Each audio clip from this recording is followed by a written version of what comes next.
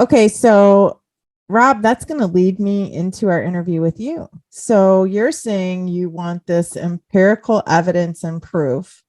So I want to know, we're going to talk about your story. So maybe yes, demons, maybe we need a lot more like proof that they exist. But when we're talking about possession or influence, like being heavily influenced or taken over by a spirit, that's what I feel like we witnessed with you a few years ago on an investigation. So for our listeners, I just want to kind of set the stage. I think this was maybe 4 years ago. Timing's not important, but about 4 years ago, we decided to go with our team to do an outing, and we went to investigate the Farrar Schoolhouse in Iowa. And Farrar Schoolhouse has been on several paranormal investigation TV shows. It's got a big reputation for being haunted, and people pay to go there to do paranormal investigations, spend the night. We spent the whole weekend. We got there on a Friday and we stayed through Sunday.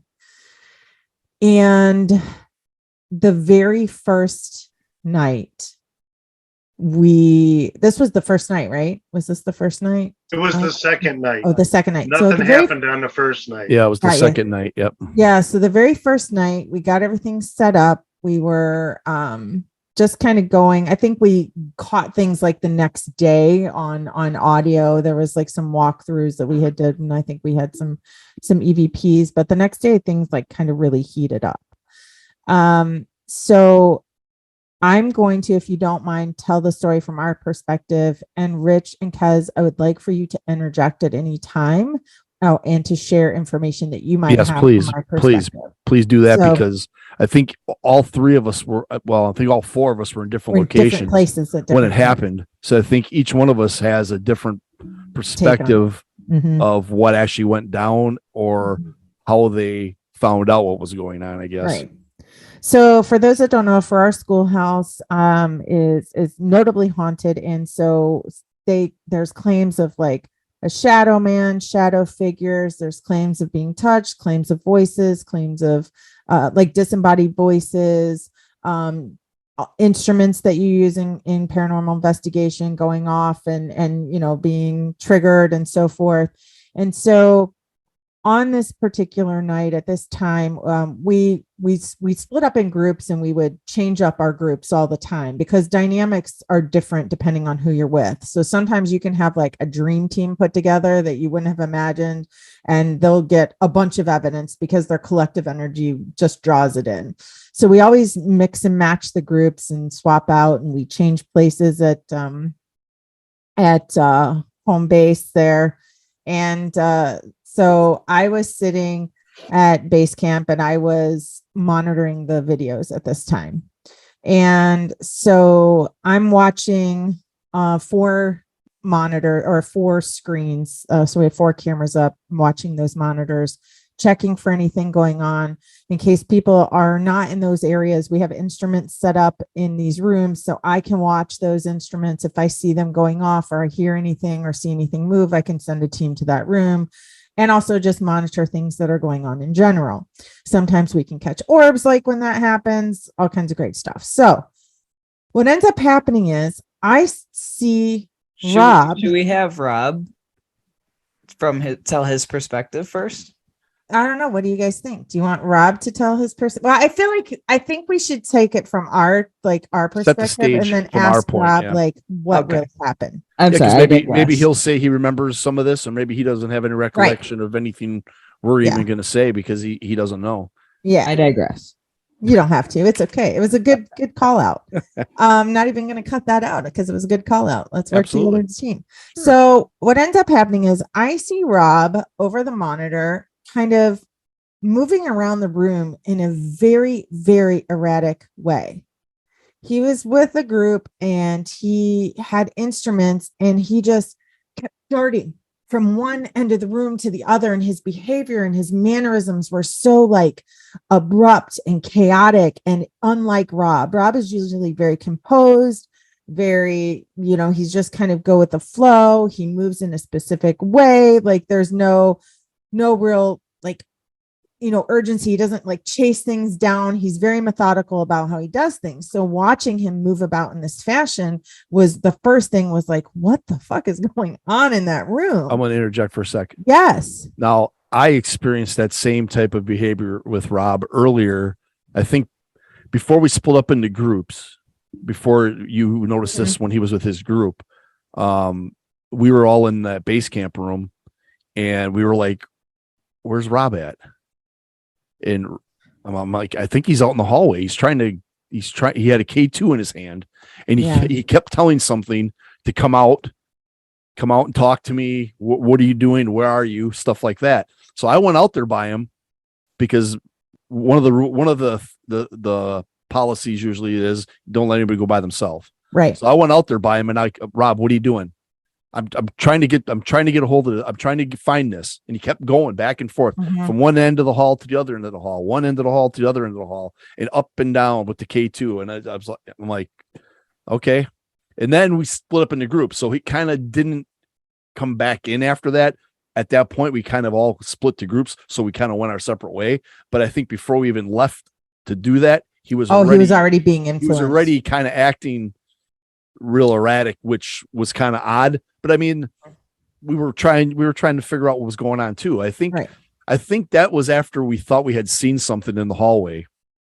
Oh, was that when I thought I had saw the tall shadow figure in the hallway? I don't remember. I don't mean to intervene in this because it's not. Go ahead. But I don't remember being in the room. I remember being in the hallway this whole time. But yeah, you did come out there and said there was something on the stairs.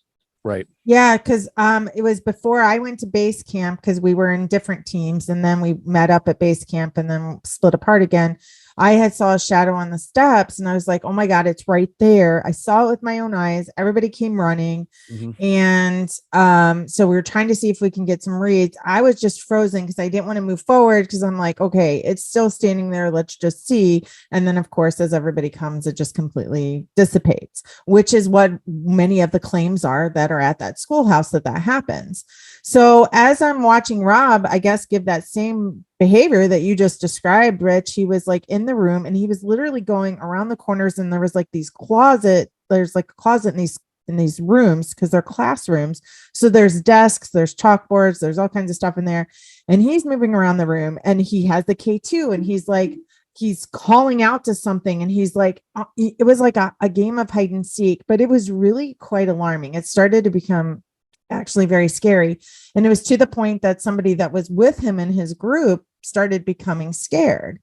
And I remember hearing them say something to the effect of like, Rob, come on, Rob, you gotta stop, Rob. And so they came to get me. So I went into that room to come get him. And he was so erratic that, I mean, he was like panicked. Like he was looking for something. He was so connected to whatever was going on. And then I'm going to, once we segue back to Rob, I'm going to let you tell the story of what took place from there. So that's my story up to that point. Kez, what do you remember about that night? And up to that point, because you may have only heard after the point of what the resolution was. So if you did, then we'll just let Rob tell us a story and then we'll come back to you. Well, no, I was with Rob. Oh, were you? Okay, I did not. Yeah, I was part of his group. We were at the end of the hallway because he and I all night were having hits with the K2. And I remember the specific stairway in the room that we were in. Rob and I kept getting creepy feelings from this closet. And so was that Miss Martin's room? Do you remember? Was that in Miss Martin's room where that closet was in the back corner? Yes. Okay. Yes, it was Miss Martin's room. Okay. Because I just remember we got hits in the closet. And then so he and I went back there a couple times because we kept getting hits at the closet. And then it was in that hallway kind of where things were happening. And looking back now, I can notice the definitely the erratic behaviors, like getting real low to the ground, like almost on hands and knees, and then like raising the device all the way to the top and speaking rapidly and just kind of all over. At the time, I wasn't really picking up on that though. One of the other investigators that was in our group had said, Rob, knock it off. like, and just kept saying Rob's name, and Rob was like just ignoring what was happening. And I even was thinking in my brain, like, just let him do his thing, like, chill. Like, I remember thinking, it's like, he's fine, just let him do his thing, because I was very engrossed and interested in what was happening. And I thought, like I said, that was where we were getting a lot of the activity. He and I were earlier. So I was like, he's on to something. Maybe you were influenced too, to be that invested in whatever was going on. I don't know. I just was like, yeah, just chill, let him do his thing. And then I remembered the other investigator said, "You're scaring me." And it was shortly after that I think that investigator went to get you. Mm-hmm. And then pulled you out. But yeah, at the time, I was just like, he's just onto something. Just leave him alone. But looking back now, definitely all the behaviors that you guys are describing, what was going on. Which again, very unlike Rob, who's very much just like calm and matter of fact. I don't know. Like, he gets excited about stuff, but not excited in this chaotic, crazy way that was happening. It was like, he's like, genuine curiosity, wants to keep going when we're getting, any kind of hits or evidence. And that's great. But this was like unhealthy, almost like obsession. It was really, really weird. So now, Rob, you pick up and you tell your side of the story. So as I was saying earlier, I don't necessarily like talking about this because I can only remember parts. And on the one hand, if we say I was just very excitable and lost in the moment, like we just talked about, psychological type things and state of mind, that I was so lost in the moment that I was acting a fool, and then it's brought to my attention and it's mildly embarrassing. At the same time, should it mean that I was actually possessed? To me, it shows a weakness and a vulnerability that this would have happened, and it still becomes embarrassing. Mm-hmm. So even when we talk about this, when we're doing something with our group, and I prefer that they don't use my name, just say one of our team, and that's normally what they do. So as my part of the story is Miss Martin's room is supposedly a lot of activity when you research Farrar Schoolhouse. And I know that there's very little power in that building, that the base camp had power, and that the residents of the people who own it live in there was right underneath Miss Martin's room. Is that correct? I think it was on the opposite end of the building. But yes, you're correct. It was in the basement, but it was in the lower level, but would have been on the other side of the hallway and further all the way down the other direction. side. So it wasn't directly below. I think the gym was directly below that area. And so the showers were directly below that. And I know that the bathrooms had electricity. So the bathrooms, that residence, and base camp. See, that's not how I picture the setup, but I'm not exactly sure. Right. So Friday night, it was kind of a dead night, but when we got there and we did baseline readings, Miss Martin's room has no power in it. So there is a closet in there, and there's a baby crib in there, and it's not creepy as it may sound. It's like a wooden fold-up one, and it's in there. So I have the K2, and there's no power in there. But in the middle of the closet, the K2 maxes out. If I go to the other end of the closet, all the way to the back, it dies. If I go all the way back close to me, it dies. Left, right, up and down, right in the middle. The K2 maxed out. The next day, during the day, I checked it again, and there was nothing. There was no hits in Miss Martin's room. So that night, when people were hearing footsteps and hearing sounds, and everybody's running around, breaking, the group's splitting up, I had my vestie on, my vest on, and I had a K2 meter in the pocket, and I had some other equipment on me, and I was walking down the hallway opposite side of Miss Martin's room, And when I got to Miss Martin's room, in the classroom I was next to, I saw a red light. And I was like, what is that? And I realized it was my K2 was going off. And as I went into Miss Martin's room, it was maxing out. And I know it was maxing out in the closet, but it seemed that where, to me, as I remember this, it was moving into the hallway where it would dissipate up, it would dissipate low and left and right, but there was a center, a core where the K2 maxed out and it was moving. I remember it moving up the stairs a little bit. I remember being told to stay with it. And I don't actually remember Kez being with. The only person I remember being with me was Debbie. And I know there was one more person, it was probably Kez. So It seemed to be moving around. And I do remember at one point that Gina came out and said, there's something right on the stairs. We can see it on the camera. Well, we couldn't see it, but it seemed to be moving, and then it was going back and forth. And I can remember a point where I was only picking up the K2 on the floor, and it was maxing out. And I was on all fours. I remember being on hands and knees, following this to wherever it was going, into the classroom or whatever. And I do remember saying, hold on, I'm following this thing. I'm on to something. And I do remember somebody saying, like, stop it. I don't really remember. I was focused. I was focused on this thing all the way, moving back and forth all the way till I was down on my hands and knees.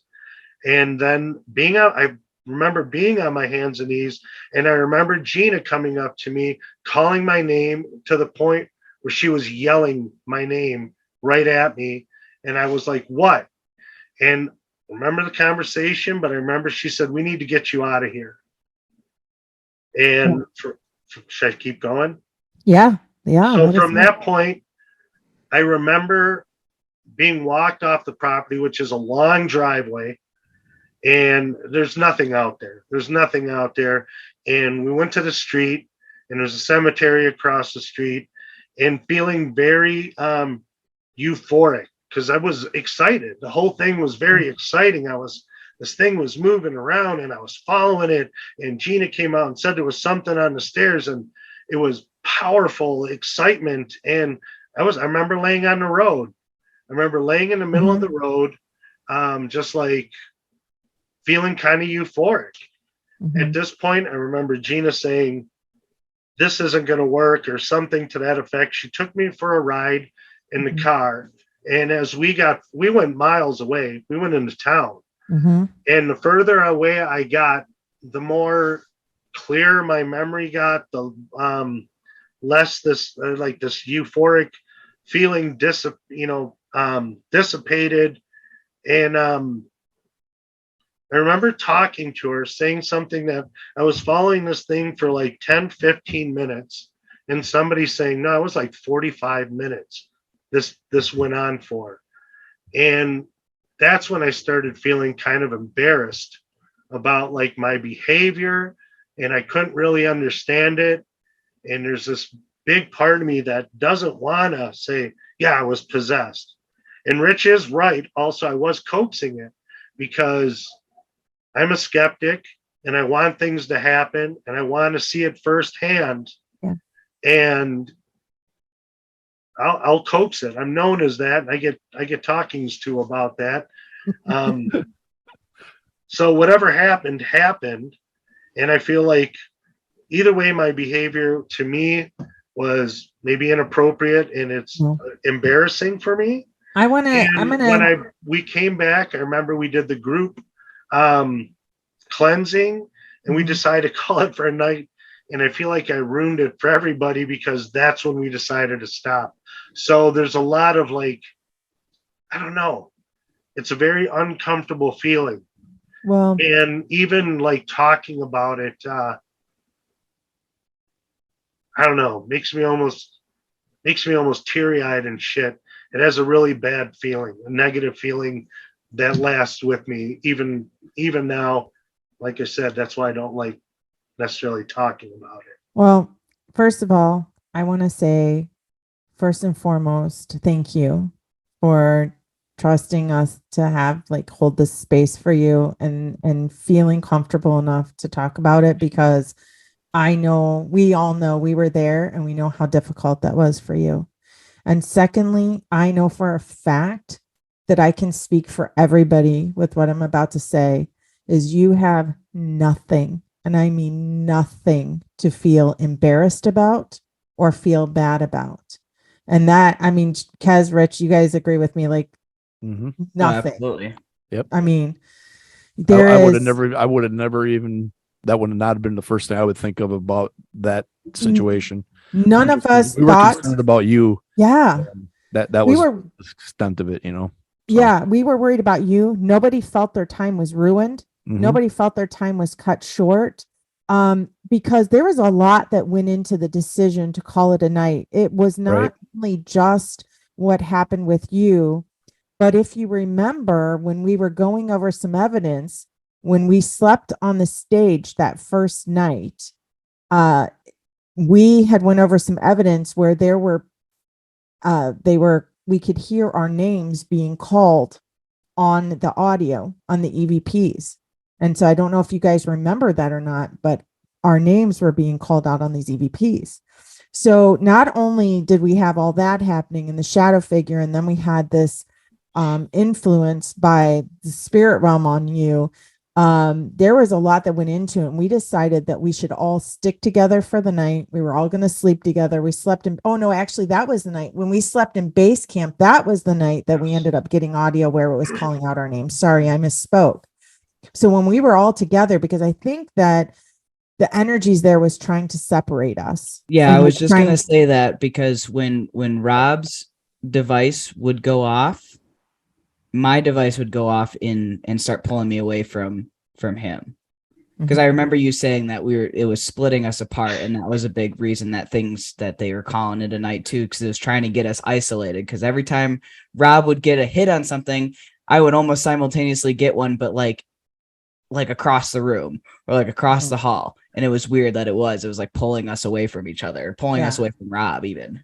And I remember that we were hearing footsteps on both sets of stairs, because if our I was just listeners gonna say don't that. know, there's stairs on each Yep. side of the building, and some part of the group was following it up, and some of the group was following it down to the basement, and it did split us up. Yeah, so that there was a lot that went into calling it a night, and even if it was because of the episode with you, like let's say that was the only thing that happened, it only happened because we care so much about you and we care about your well-being, and that was far surpassing any amount of evidence or investigating we could have done that night, because you matter to us and we love you, and there was like no way, like that's what took precedence.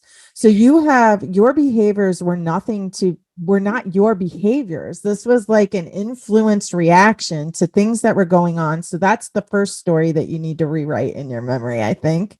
And I think the second story you need to rewrite is that you caused any kind of problems or have anything to be embarrassed about, because you don't. Like that was, as an investigator, if you want to even look at it from a scientific perspective, from a paranormal perspective, that was incredible to witness, I guess, if you want to talk about it from an investigator's perspective. So I mean, if anything, you contributed, like, For me, that was all the evidence I needed. Like knowing the type of person that Rob is, and like the things that happen, like that was my evidence. I was like, that was the best evidence we got that whole weekend. To me, I was like, as messed up as it sounds, like it was kind of exciting. It was like, because knowing that this is not, knowing Rob and knowing that was not, how Rob typically is, like that was evidence to me. That was huge evidence. Yeah, because you kind of exciting in a twisted way.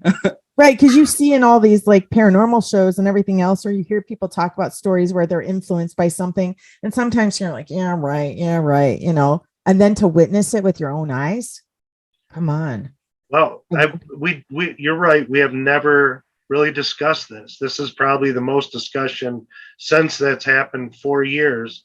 So I am curious, as Rich being a skeptic, is his point of view, and I am kind of skeptic, Gina, on like what happened your part of the story is what happened after you took me out of the building. Okay, so I'll go first, and then I will hear from Rich, like what his perspective is as a non-believer. Non-believer. The non-believer. Okay, so for instance, when I took you outside, I said we had to get you out of here, right? We have to get out of here. We went outside. We walked down the long driveway. I just wanted to get you away from the proximity of the building. At that point, yes, you laid in the middle of a country road where there was no lights. So, and if you imagine in country roads, I know I speed down country roads, so I know how I am like, and that was literally what I was thinking. I was like, people fly down these country roads. He's going to get hit. You just completely were enveloped in whatever was going on. So I managed again to get your attention enough to follow like what I was trying to say to you. I put you in the car and I took you out of there. And I remember telling somebody from the team, and I said, please tell Amy, your wife, I said, please tell her I have Rob.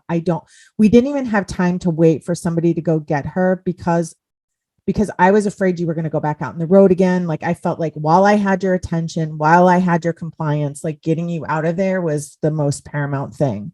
And I thought about that as I was driving. I was like, man, I think this was one of the first investigations you and Amy had ever gone on, actually. And so I'm thinking in my head, like, oh my gosh, she doesn't really know me. I'm like ripping her husband out of here. Like she doesn't know what's going on. I would be deathly afraid if somebody said, like my husband had to get pulled out of, my spouse had to get pulled out of a building. So all these things were going through my head, but just watching you, your face even looked different. So as we're driving, your posture relaxed, your face almost like, I dare I say changed shape. I know that sounds so strange. And I know people are going to be like, yeah, fucking right. Like, no, I'm dead serious. Your face even looked different. The ways your eyes were kind of set in your head, just everything just softened. And then we went to the first exit off the freeway because we were out in the middle of nowhere. So I think we were like 7 miles or so down the road. I remember we got out of the car and I was so freaked out. I was like, you were like, oh, I just need a minute because we were outside the gas station. I remember that I went inside and I took the keys with me and I bought a pack of freaking cigarettes. I was so freaked out. And I stood outside and I was like, don't tell on me. And I'm like, cigarette because I just didn't know what to do. Because even I was like just worked up and I was just hoping I was making the right decision. I think that's what it was. So from my perspective, it was just watching you soften. It was literally feeling the air ease up. There was a lot of things that went through my mind was, is this going to piss off whatever's influencing him? Would he have the capacity to be violent or to open up the door and jump out of the car? Like, not that I thought that of you, but because your behavior is normally so docile and because you were in an erratic state, I honestly didn't know what to expect. I mean, you just had laid in the middle of a country road and I thought, oh my God, you're going to get hit by a car. So I didn't know what to think, to be honest. And so I was just sitting there hoping I was making the right decision, number one, and that you understood my intention, number two. And that was really all that was going through my head in that moment. So, but once you felt better, we got back in the car. I think we just stayed there like maybe 5-10 minutes, because you were really quickly like, okay, I'm better, So. Yeah, I remember driving into town and I know we turned around, but until right now, I didn't remember stopping in that gas station. Now, are you serious? And I remember we got out of the gas station, but I do not remember you smoking. I don't remember that. And mostly I just don't want, Kez to think I keep secrets or anybody else. Here's the thing. I went in and spent like $10 on a pack of cigarettes. I smoked half of one in a parking lot and threw the pack away before I got back in the car because I didn't want to get busted. So, Rich, what about you? What do you think? I guess so you can answer his question. Well, here's my perspective of what I know from that point on or whatever. I was up on the third floor and Amy was in my group. It was Amy, and I don't remember who else was with me. I think Sandy, maybe. I think it was us three up on the top floor, and we were sitting in the auditorium. And like Rob said, we could hear footsteps. And the first night, the thing about Farrar Schoolhouse is you can hear, it's quiet in there. And when you hear something like the floorboards creaking or whatever, you can hear that. And you know what it is. Well, on that second night, we were up in that auditorium, and and now looking back on it, and actually that night when you start to put it all together, this is when it's like everything happened in a blink of an eye. It went from 0 to 60 and everything was happening. You had the thing on the staircase, you had Rob, you had the footsteps that were running up. It sounded like somebody was running up and then down the steps. Then it would be on the other side, up and down the steps. And we were sitting there going, what the hell is it? It sounds like somebody running up and down the steps. And don't forget the figures that we got on the camera that were the figure sitting, I caught. like on the one camera that she brought, and we saw the stick figures, sitting. Yep. Sitting And I with have people a on the picture stage. of I had a picture of catching something looking around the corner in that auditorium with my full spectrum. And that's also the night we got the orb. That orb. Do you remember the huge auditorium. glowing orb? That's one of my favorite pieces of evidence ever, was that orb. I'm not an orb proponent, but that one there, you can't explain that one. I can't argue that one. This was a giant glowing ball that came out of the side of the building and took a deliberate, path and came right up into the camera. Like, I see you, that, right. That was crazy. Sorry. So what I remember from that point on is I remember sitting there, and then we could hear a commotion going on downstairs, but we didn't know what was going on. But we could we could hear voices, we could hear things going on, whatnot. And then I think we heard the front door open and the front door close, and we're like, okay, what's going on? I think Kathy, I think it was her, said, whose group, where's Amy at?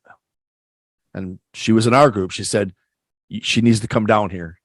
We're like, okay. So we're like, what's going on? We didn't know what was going on. And then we got downstairs, and I if I remember correctly, she took Amy to a different room to talk to her first, to tell her that Rob had to be taken off the property. And I think we were told after that, if my memory serves me correctly, it wasn't something that was just the thing that was, this, oh my God, this is going on. It was handled professionally. It was handled respectfully. I thought everything was, because none of us, from what I know, have ever experienced anything like that before. Right. And it was a lot of activity and a lot for people to absorb. And I think there was quite a few people on the investigation that had never been on an investigation, was the other thing.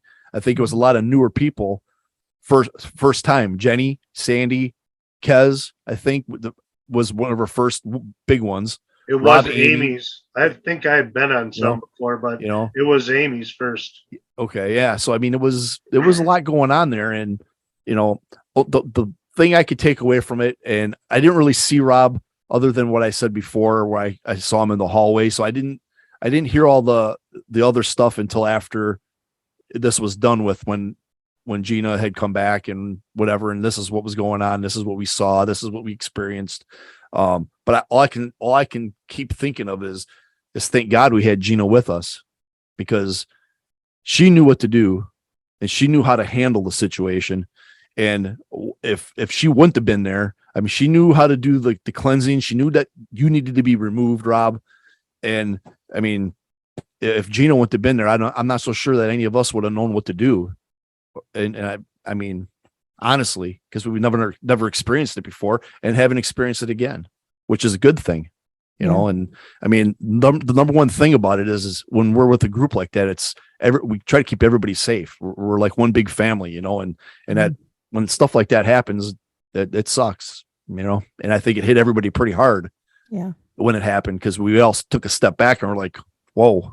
We that's not the first thing you think of when you're going investigating. You're looking forward to getting EVPs. You're looking forward to maybe catching something on camera. You're not thinking, man, we need to protect ourselves from having something happen to us, you know, and that was an eye-opening experience, I think, for everybody. And you know, I'm glad it ended up the way it ended. I'm glad it turned out the way it turned out, because it could have went a totally different direction, I think, if the right people weren't there. So, well, I appreciate that analysis, and thank you for that. But I really want to know, like, Rob, in that situation, is there something we could have done different? Or do you think, like, you know, because I often wondered, like, did I handle it the best? So I appreciate you saying that, Rich, because that kind of closes some chapters for me on it, because I've thought about that night so much since then. And I regret it's taken us this many years to talk about it, honestly. it's not something easy to talk about, really. So, you know, Well, I guess I'm so absorbed in how I felt about myself that, you know, I did, and we haven't talked about it, but, you know, I never, well, thank you, Gina. I never really thought about it outside. I would think about myself, right? But you're right. If you weren't there, these Well, guys would probably have locked me in the basement and left me. no, I mean, I think there could have been a just fine outcome. I honestly do. I just things I feel like always happen the way that they're supposed to.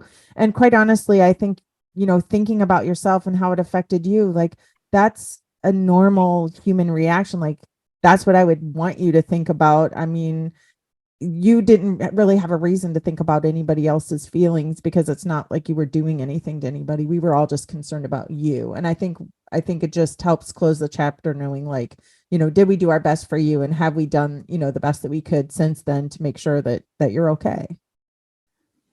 It's a matter of opinion. But, and despite whatever happened and the outcome, it doesn't stop me from challenging things, you know, and Good. trying to egg on entities or whatnot, which So you've not learned your lesson, I haven't learned my lesson, but I'm still, like, you know, on that fence, kind of like, well, I guess there's evidence to both ways. So yeah. Of all the stories you could tell when you tell people you're a paranormal investigator, and it's always like, wow, I was possessed once. I never even talked about that. I'm like, oh, we caught an orb, you know, or we got some cool voices, but an orb. I don't sit there and say I may have been possessed or I was possessed.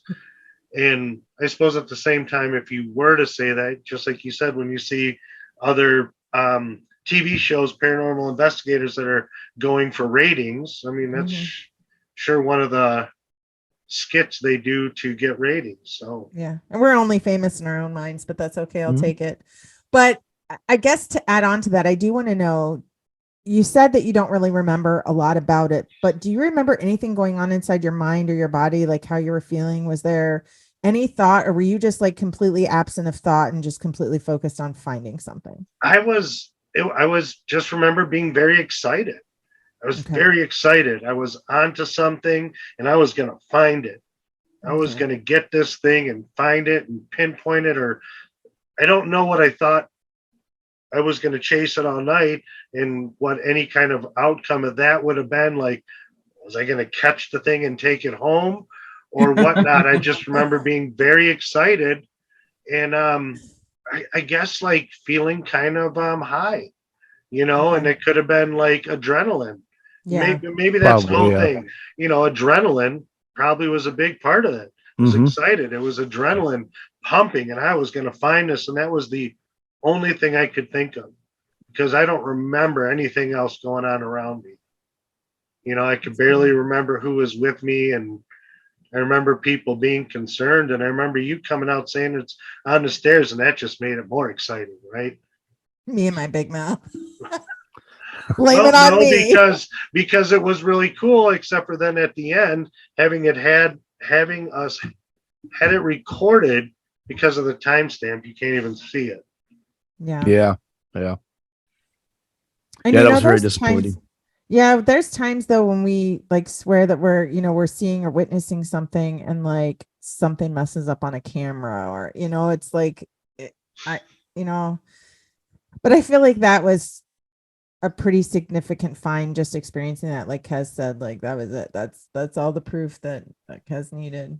I mean, I thought, like I said, it sounds screwed up because, like, obviously you don't have any positive feelings about this experience. But for me, I was like, this is really cool in a really fucked up way. I mean, No, you don't have take to that wrong. I wish it never apologize. happened.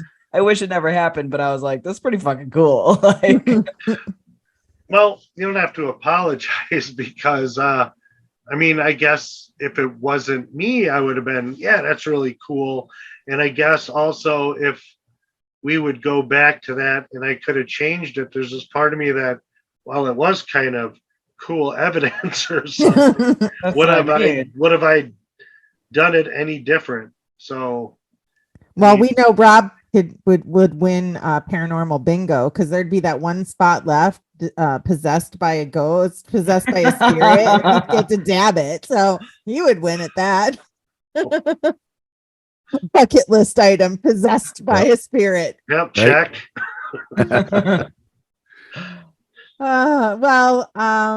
Is there, I want to give you the opportunity. Is there anything else you want to say about your experience and let people know about? I mean, have you been okay in the time since? Did you experience anything negative after? I don't feel I've experienced anything negative or that would be in any way related to that. I do feel a lot better right now that we actually talked about this. Good. Because even in the team, we have never really discussed this.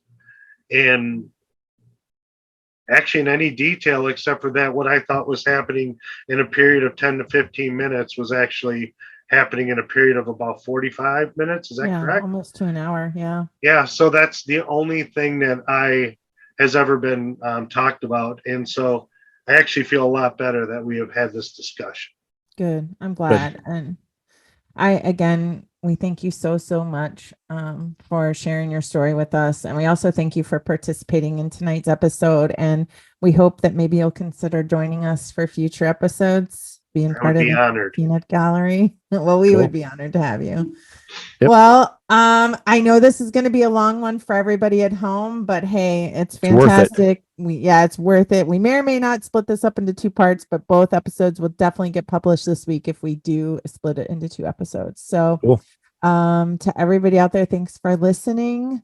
Kez, it was great to have you show your lovely face here. Bless us. Thanks, Kez. I had to be here for my bestie. Besties. All right, everybody. Until next time, stay weird. Peace out. Ciao. Bye.